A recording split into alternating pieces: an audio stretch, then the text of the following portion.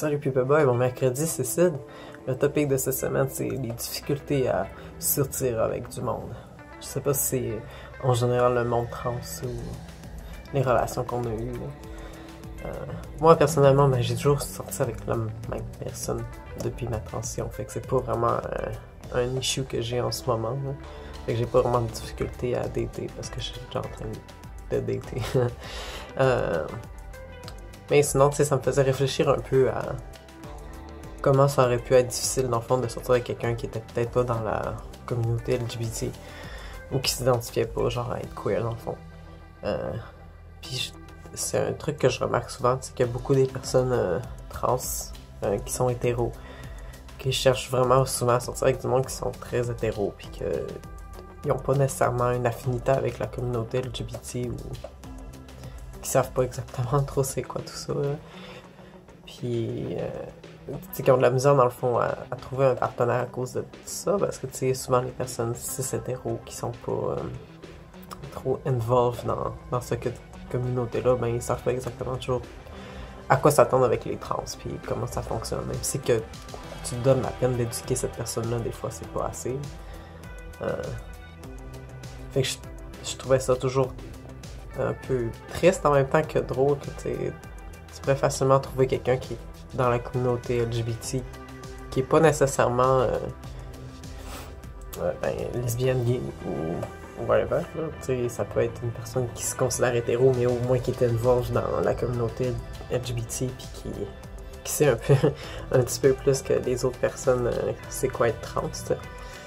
Fait que sortir avec quelqu'un qui est plus queer puis qui s'identifie là-dedans, ben, c'est déjà plus facile de travailler alentour d'une personne comme ça. En tout cas, à mon avis, c'est comme ça. C'est sûr que si j'aurais sorti avec quelqu'un qui est pas très ouvert là-dessus, ben c'est sûr que c'est difficile un peu de se faire comprendre, puis de se sentir à l'aise, puis d'avoir peur de peut-être se faire rejeter. Fait que pour moi, c'est vraiment une des seules options que j'avais.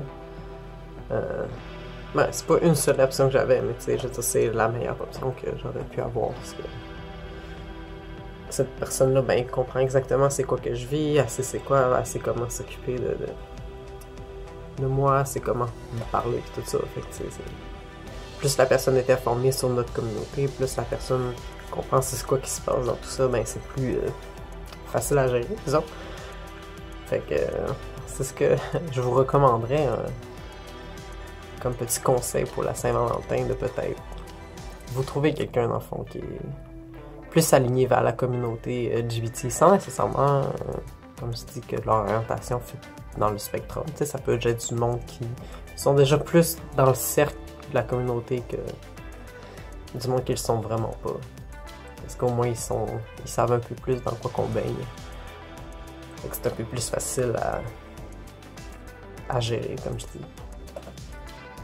J'espère que ça fait du sens. Je veux pas que ça sonne genre désagréable en disant ça, mais tu sais, c'est vrai qu'il y a du monde cis-het qui comprennent exactement c'est quoi être trans, puis comme il y a du monde qui sont dans la communauté LGBT qui sont super transphobes, puis que ça vaut même pas la peine d'en parler, tu sais.